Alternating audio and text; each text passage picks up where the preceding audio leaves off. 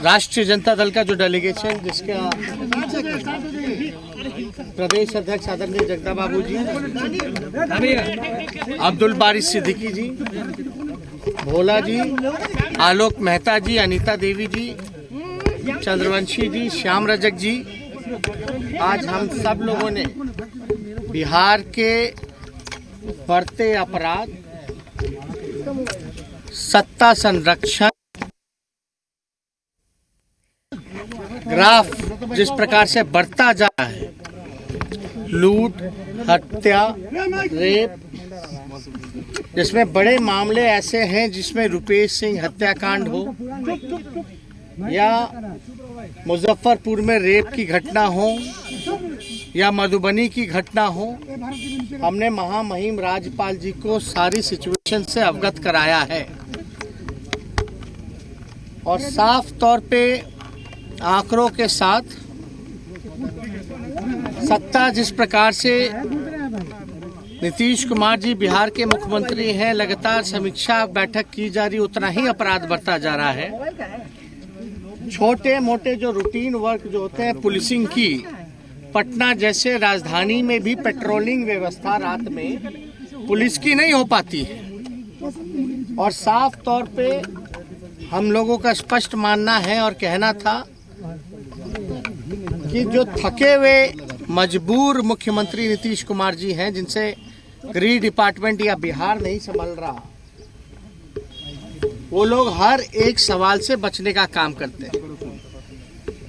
बिहार के अधिकारी हों या पुलिस महकमे के अधिकारी हों, कोई फोन नहीं उठाता है, कोई जवाब नहीं देता है। इन सारी चीजों को लेकर के हमने चर्चा राज्यपाल महोदय जी से की। महामहिम का भी मानना है कि बिहार में अपराध बढ़े हैं, इसको लेकर के महामहिम भी चिंतित और परेशान नजर आए और उन्होंने कहा है कि इंटरवेन वो करेंगे, संबंधित विभाग के जो भी अधिकारी हैं, क्यों बिहार में अपराध बढ़ रहा है उस पर फटकार लगाने का वो काम करेंगे, क्योंकि माननीय मुख्यमंत्री जी का तो इकबाल खत्म हो गया। अगर मुख्यमंत्री जी का इकबाल होता तो कहीं ना कहीं से कुछ नतीजा सामने आता, रिजल्ट सामने आता, इतनी समीक्षाएं बैठक के बाद भी। और हम लोग सब लोग जान रहे हैं कि पुलिस महकमा कौन से काम में लगा हुआ है। ट्रकों वालों से वसूली, बालू वालों से वसूली, शराब बिचवाने का काम, ये तो पूर्व डीजीपी भी ने कहा और मौजूदा डीजीपी ने तो ये भी कह दिया कि जो 16 साल से मुख्यमंत्री हैं, उनके 2019 के शासनकाल में अपराध बहुत बढ़ा था।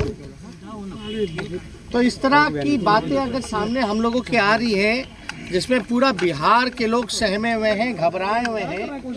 घर में रहते हुए भी डर लग रहा है उनको, क्योंकि अपराधी अब सड़कों पर तो तांडव मचा ही रहे हैं, घर में भी घुस करके जो है गोली और रेप करके जलाने का काम किया जा रहा है। और हमने पहले भी कहा है, 1 महीना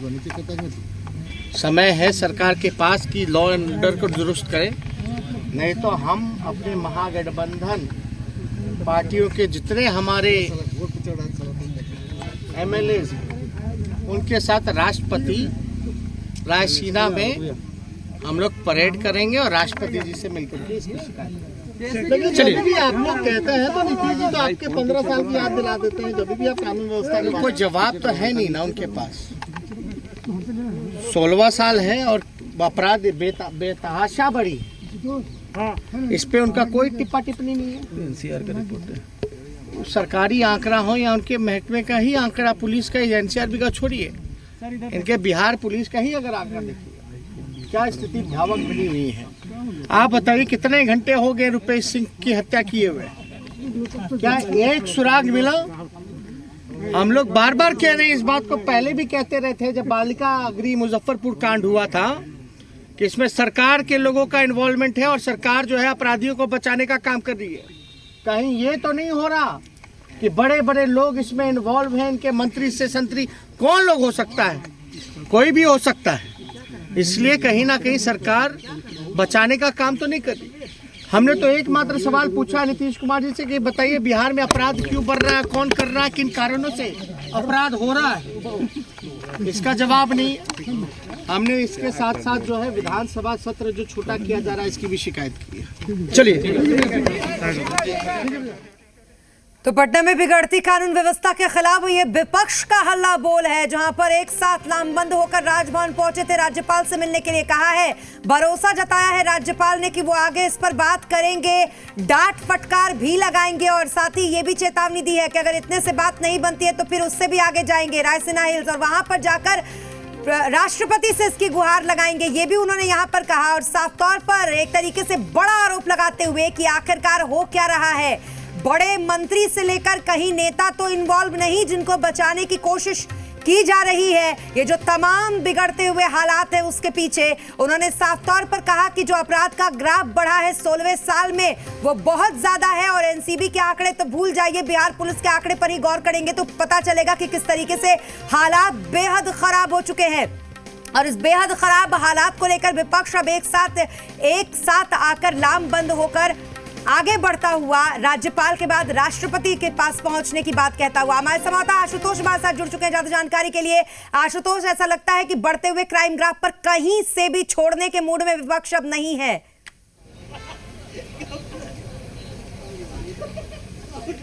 देखिए जरूर, और फिलहाल तेजस्वी यादव का जो मूड दिख रहा है उसके मुताबिक वो अपराध को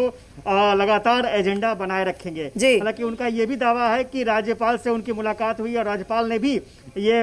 माना है कि बिहार में अपराध बढ़ रहा है और उन्होंने साफ तौर पर ये भी कहा है कि वो सक्षम अधिकारियों से इस मसले पर बात भी करेंगे। तो तेजस्वी यादव का ये दावा है और आने वाले समय में वो राष्ट्रपति के पास भी जाएंगे। लेकिन एक सबसे बड़ा सवाल उन्होंने रुपेश हत्याकांड को लेकर के भी उठाया कि आखिर किन लोगों की संलिप्तता थी, किन अधिकारियों की संलिप्तता थी और क्यों मामले को दबाया जा रहा है, ये एक बड़ा सवाल है, उस मामले का खुलासा होना चाहिए। तो इन तमाम मुद्दों के साथ राज्यपाल से मुलाकात की है तेजस्वी यादव ने, अपने तमाम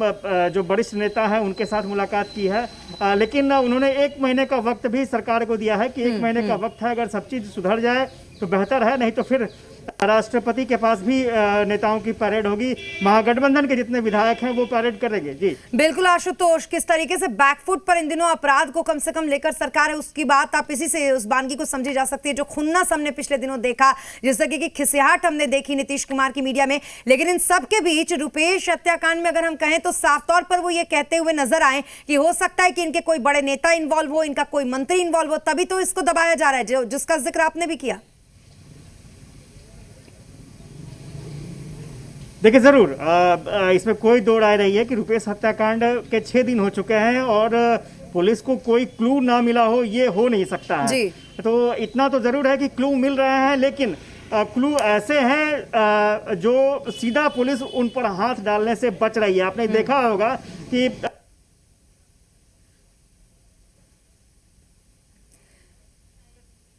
आशुतोष को आप सुन रहे थे। दरअसल लगातार बिगड़ती कानून व्यवस्था को लेकर जिस तरीके से तेजस्वी यादव मुखर हुए हैं, पूरी तरीके से सरकार को घेरने की कोशिश थी। इसी के सिलसिले में आज लामबंद होकर पूरा विपक्ष पहुंचा था राजभवन और वहां से निकलने के बाद फिर बातें मीडिया में उन्होंने जो बताई उस पर आशुतोष हमारे संवाददाता एक बार फिर हमारे साथ जुड़ चुके हैं। आशुतोष, अपनी बात पूरी करें। आशुतोष, देखिए मैं वही बता रहा था कि डीजीपी ने साफ तौर पर यह कहा था कि रुपेश हत्याकांड में मामला काफी सेंसिटिव है और इसलिए पुलिस जो है फूक फूक कर कदम उठा रही है। यानी सेंसिटिव मामला, इसका मतलब है कि साफ तौर पर कहीं ना कहीं कुछ ऐसे नाम हैं जिस पर हाथ डालने से पहले पुलिस भी है कि क्या वाकई इस खुलासे में भी कहीं ना कहीं कुछ खाना पूर्ति रह जाएगी, क्योंकि जिस हिसाब से 6 दिन हो चुके हैं और उसके बावजूद भी पुलिस के हाथ कोई बड़े सबूत नहीं मिल पाया है, यहाँ तक कि पुलिस शूटर को भी नहीं पकड़ पाई है। तो स्वाभाविक है, सवाल उठना लाजमी है और यही वजह है कि तेजस्वी यादव ने अब इससे भी बड़ा मुद्दा बनाया है। और जो चर्चाओं का बाजार गर्म है उसमें यह भी कहा जा रहा है कि टेंडर की बात थी, कई बड़े अधिकारी भी इसमें शामिल थे और रुपेश लगातार उनसे मिलते जुलते थे, तो कहीं ना कहीं उसका मामला है जिसके कारण से उनकी हत्या कर दी गई, विवाद का विषय था। तो ये तमाम पहलू हैं, लेकिन सवाल ये उठ रहा है कि आखिर इतना विलंब क्यों लग रहा है। अगर साधारण सी बात होती, साधारण कोई घटनाक्रम होता तो बिल्कुल इतना और यही वजह भी है आशुतोष, ये विलंब की वजह है कि और बैकफुट पर सरकार इन दिनों है, जिसके पास जवाब देने के लिए फिलहाल अभी कुछ नहीं है प्रशासन और शासन के मामले में। बहुत शुक्रिया तमाम जानकारी के लिए आशुतोष आपका।